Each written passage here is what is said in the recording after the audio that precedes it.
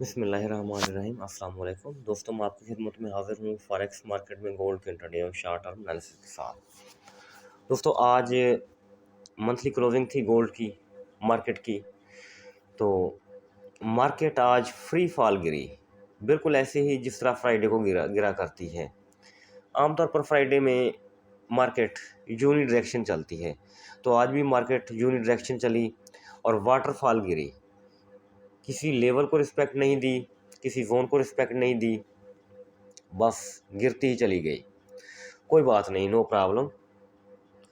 तो इस वक्त देखना ये है कि मार्केट अपने 50 के लेवल के बिल्कुल ऊपर ठहरी हुई है। यहाँ इसको अभी तक इसने ब्रेक नहीं किया, क्योंकि अगर इसको ब्रेक करती है तो फिर साफ ज़ाहिर है 61 तक पहुंचना पड़ेगा, 2254 तक। ये चीज़ आप जहन में रखें, यानी 92 से नीचे उतरेगी मार्केट। 91 से 91 अगर ट्रेडिंग व्यू में जाएं तो वो हमारा मंथली लेवल भी है।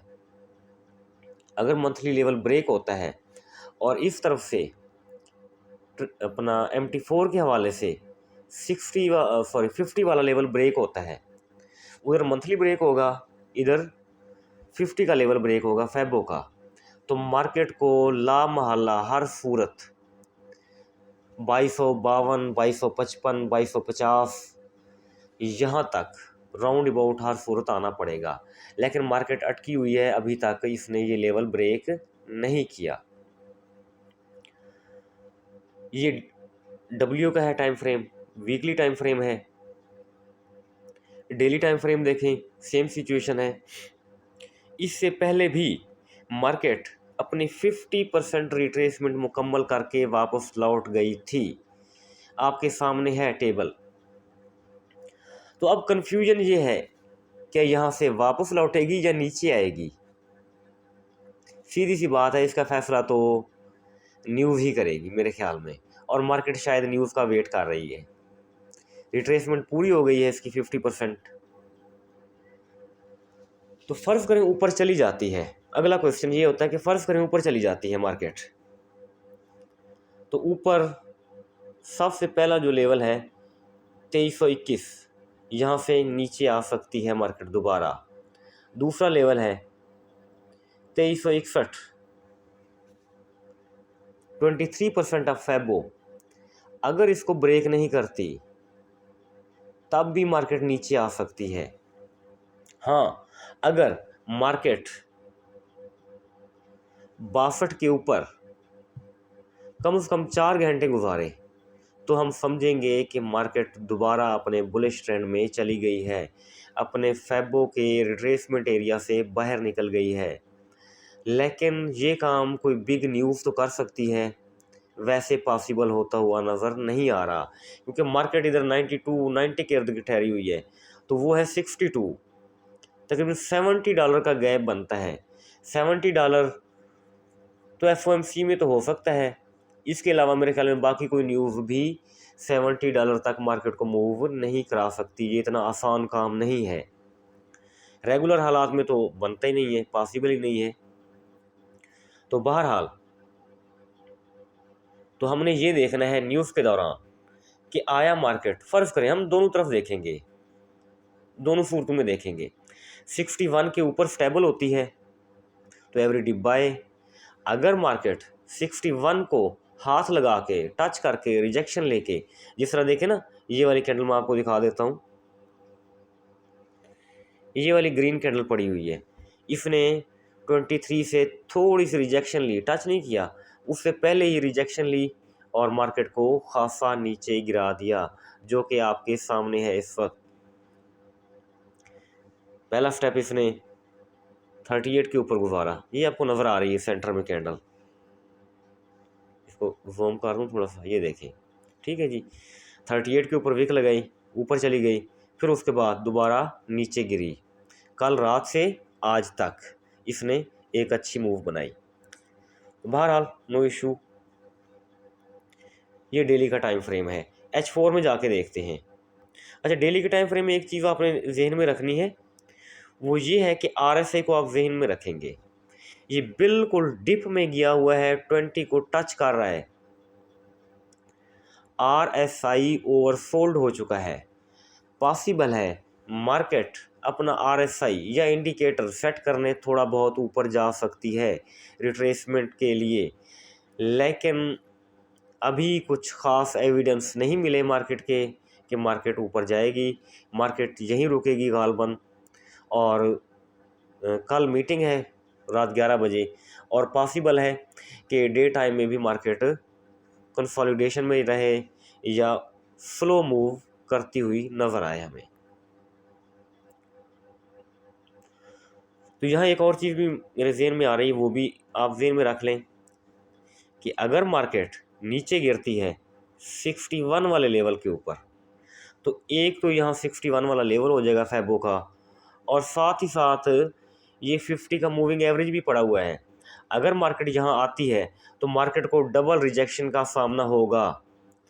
फैबो के लेवल का, गोल्डन लेवल का यहाँ से उठना चाहिए, और दूसरा 50 का मूविंग एवरेज, ये भी मार्केट को ऊपर की जानिब पुश करने की कोशिश करेगा। ये चीज़ आपने जहन में रखनी है। यही मार्केट यहाँ से आती है तो हम एक मुनासिब अच्छी या मुनासिब बाय कर सकते हैं। बहरहाल वो वक्त आएगा तभी पता चलेगा। हाँ, अगर 60 से नीचे मार्केट आती है इसको ब्रेक करके, तो फिर मार्केट सेल में गिर जाएगी, बुलिश ट्रेंड का ख़ात्मा हो जाएगा, बुलिश ट्रेंड ख़त्म हो जाएगा और रिट्रेसमेंट पूरी हो जाएगी और मार्केट सेल में गिरते हुए अपने नेक्स्ट टारगेट्स उठाने शुरू करेगी। ये हमने डेली डिस्कस किया। H4 में जाते हैं। H4 में आ गए तो H4 में भी तकरीबन सेम सिचुएशन बनती है, हम इसको भी डिस्कस करते हैं। यहाँ 50 का लेवल बन रहा है फैबो का, साथ में 200 का मूविंग एवरेज आया पड़ा हुआ है, ठीक है जी। और इसी के साथ साथ RSI भी बॉटम में गया हुआ है, 20 से भी नीचे चला गया है, तो RSI भी सेट करना है। अगर मार्केट हमें कहाँ तक मिलती है, ये H4 के टाइम टेबल है हमारे पास, 87, 83, यहाँ से मार्केट रिजेक्शन ले सकती है। ये एरिया 84 से लेके 87 तक, 88 लगा लें, ठीक है जी। और मार्केट देखें 89 से रिजेक्शन लेके 92, 93 के ऊपर पहुंची हुई है। यानी इन चीज़ों का मार्केट थोड़ा सा इम्पैक्ट अभी ले रही है, लेकिन ट्रेड पकड़ना इधर अभी मुश्किल है। ये हमारा हुआ H4 का टाइम टेबल। अच्छा, यहाँ एक और काम भी कर लेते हैं हम। इसका डाउनफॉल कहाँ से शुरू हुआ, यहाँ से शुरू हुआ और यहाँ तक आया, तो ऊपर कहाँ तक जा सकती है, 2303 तक जा सकती है, 2313 तक जा सकती है और 2319, ठीक है जी। 50% ऑफ फैबो, यानी 2319, 2320, 2322 यहाँ तक मार्केट ऊपर जा सकती है। अगर ये रिट्रेसमेंट भी करती है, रिट्रेसमेंट बाय भी करती बनती है, तो यहाँ तक मार्केट जा सकती है। अब ट्रेडिंग व्यू में आ जाते हैं, वो क्या कहता है, क्या कहानी सुनाता है। यहाँ गौर से देखें ना, डेली पीवट है, डेली सपोर्ट 1 है, 2 है, सपोर्ट 3 है, तो मार्केट ने किसी को रिस्पेक्ट नहीं दी। मार्केट बदस्तूर नीचे गिरती चली आई। नीचे हमारा जोन पड़ा हुआ था, जोन भी हमारा ब्रेक किया और आखिरकार जो मंथली लेवल है 2291 वाला, यहाँ से रिजेक्शन ले रही है। लेकिन ये रिजेक्शन नहीं है, रिजेक्शन होती है लंबी विक छोड़ती होती है, टच करती है, लंबी विक छोड़ती है और कंफर्मेशन कैंडल ऊपर देती है, तब हम बाय करते हैं। लेकिन ऐसा सीन इधर नज़र नहीं आ रहा। इससे पहले भी इस लेवल से उठी थी, वो देखते हैं वो क्या सीन था मार्केट का। यहाँ देखें जी, ठीक है जी। इससे पहले लंबी विक छोड़ी मार्केट ने, लंबी विक छोड़ने के बाद कंफर्मेशन कैंडल दी है और मार्केट खासी अप गई थी। लेकिन अब के बार ऐसा कोई सीन हमें नज़र नहीं आ रहा। मार्केट क्या कर रही है, मार्केट इसके ऊपर स्टेबल होने की कोशिश कर रही है। ये देखें, कोई रिजेक्शन नहीं है, पूरी की पूरी कैंडल ऊपर दी है 91 के ऊपर, ग्रीन कैंडल दी है तो वो भी 91 के ऊपर ही पड़ी हुई है, 91 को छोड़ा नहीं है, रिजेक्शन नहीं ली। तो अभी एहतियात करना ज़्यादा बेहतर रहेगा। अगर यहाँ से उठती है मार्केट ट्रेडिंग व्यू के हवाले से, तो मार्केट इस एरिया से 2330 2325 इसके इर्द गिर्द दोबारा नीचे गिर सकती है। ये जोन ट्रेडिंग व्यू में जो बनता है वो ये एरिया बनता है। MT4 में भी नियर अबाउट आसपास यही एरिया बनता था कि यहाँ से हम सेल करेंगे। न्यूज़ टाइम का सेलिंग एरिया जो है वो तो सेम ऑलरेडी है, वो काफ़ी दफ़ा डिस्कस कर चुके हैं, 66 65, ठीक है, 70 75 वाला, ये वाला जो एरिया पड़ा हुआ है। लेकिन पॉसिबल है न्यूज़ टाइम में $70-80 मार्केट को मूव कराएं और फिर यहाँ से मार्केट दोबारा सेल की तरफ गिरे, तो यहाँ से एक हमारी अच्छी और स्ट्रॉन्ग सेल होगी और वो अच्छा खासा हमें इंशाल्लाह प्रॉफिट देगी। लेकिन ये पॉसिबल उसी वक्त है कि अगर न्यूज़ टाइम मार्केट को ऊपर लेके जाती है तो वापसी पर हम सेल करेंगे। अगर यहीं से नीचे गिर जाती है, जिस तरह हालात नज़र नहीं आ रहे हैं मार्केट के ऊपर उठने के, तो फिर ये एरिया बनेगा हमारा बाइंग एरिया होगा, ये वाला 2271 से लेके 2249, 2271 से 2249 तक, यहाँ तक मार्केट आ सकती है। दूसरी इसकी कंफर्मेशन ये भी है, ये रेड लाइन है 2290, red line to red line आएगी मार्केट 2244, ठीक है। अगर उधर आपको याद होगा ट्रेडिंग व्यू में, तो ये 60% ऑफ फैबो भी बनता है।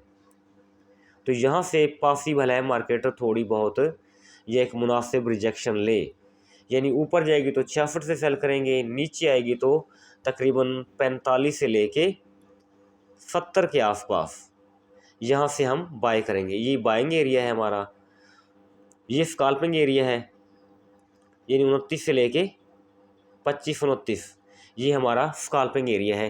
रिट्रेसमेंट अगर ये आज की मूव की रिट्रेसमेंट करती है मार्केट, तो यहाँ से दोबारा डाउन गिर सकती है।